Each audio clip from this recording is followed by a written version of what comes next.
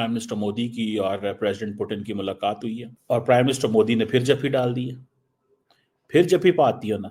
America को बिल्कुल भी पसंद नहीं आएगा, खासकर जिस समय ये सिचुएशन चल रही है, ईरान वहां पर है, जिस समय चाइना वहां पर है, ये दो मिलकर आर्क राइवल, और रशिया में हो रहा है, मतलब करेला खाया नीम चढ़ा वाली स्थिति हो गई।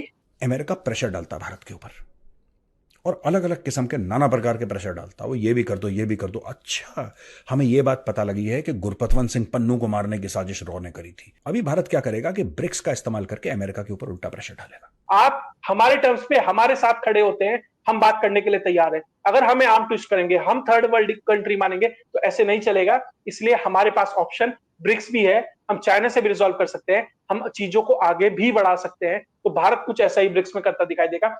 और वहां पे जो फैसले होंगे, अहम फैसले को होने वाले होंगे। हाँ, ब्रिक्स डेवलपमेंट बैंक बनेगा। उसके बाद अगर आप देखेंगे करेंसी भी प्रिंट आउट, हालांकि करेंसी, लेकिन प्रिंट आउट करने की मिनरल पॉलिसी, सिक्योरिटी पॉलिसी, कोई एक्सेस बनती हुई दिखाई देगी। जैसे जैसे ब्रिक्स स्ट्रांग होगा, जैसे जैसे ब्रिक्स नेशन पास आएंगे, और ये बहुत जबरदस्त नेशन है ब्रिक्स के, वो देखिए रशिया, चाइना और इंडिया, तीन महाशक्ति हैं ये। और अगर ये तीन एक हो जाती है तो EU plus Canada plus America, इनका कोई मैच नहीं है। आपको पता है 2 दिन पहले जयशंकर साहब ने एक स्टेटमेंट जारी की। उसने कहा कि पिछले 77 सालों में when west was arming, Pakistan को वेपन दे रहा था, तो हमारे साथ सिर्फ आके रशियंस खड़े हुए थे। दोस्तों, इस वक्त रशिया के एक शहर है कजान, वहां पे समझें कि there is a big global power play, जिसको इंडिया के प्राइम मिनिस्टर जो हैं वो भी लीड कर रहे हैं, जिसको चाइनीज भी लीड कर रहे हैं, जिसको रशियन भी लीड कर रहे हैं।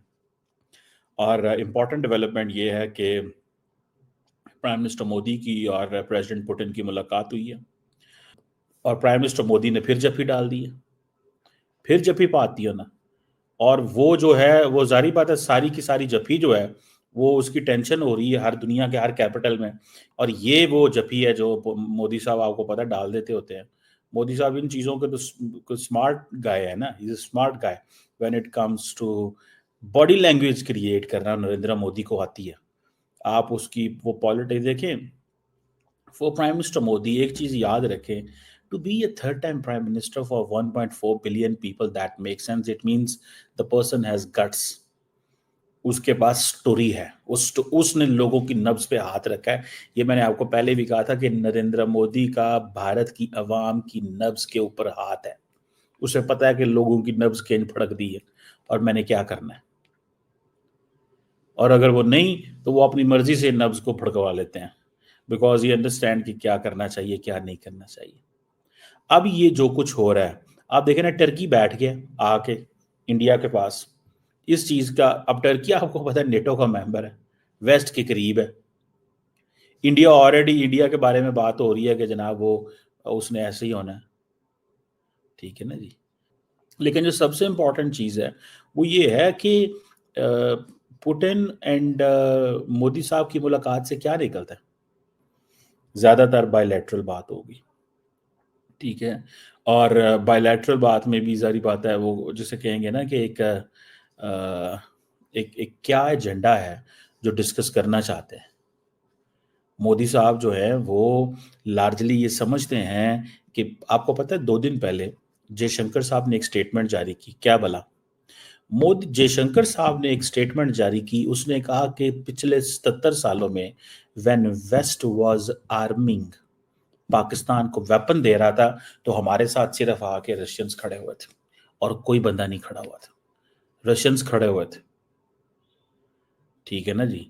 और वो आके ठीक है जी, उन्होंने वो हमें इंगेज किया और हमें वेपन्स उन्होंने दिए। उन्होंने हमें वेपन्स दिए और किसी ने हमें वेपन्स नहीं दिए। सो इंडिया तो रशिया से पीछे नहीं हटने वाला।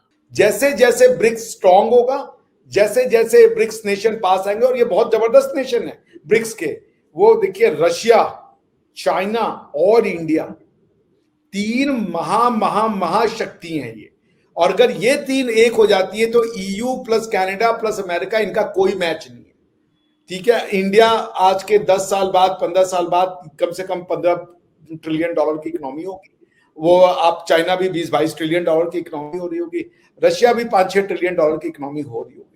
उसके बाद अगर आप इधर देख लें तो अमेरिका और ईयू मिलकर के भी इतना ही ट्रिलियन डॉलर का इकोनॉमी हो रहे होंगे। तो बात आ जाएगी जिसे कहते हैं नेक एंड नेक।